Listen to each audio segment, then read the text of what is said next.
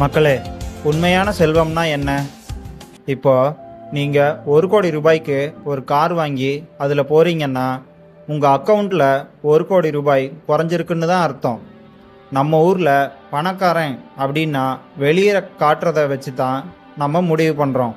ஆனால் த psychology of money புத்தகம் என்ன சொல்லுதுன்னா, செல்வம் என்பது கண்ணுக்கு தெரியாதது. உண்மையான செல்வம்ங்கிறது நீங்கள் இன்னும் செலவு செய்யாமல் பேங்க்கில் வச்சிருக்கிற காசு தான்.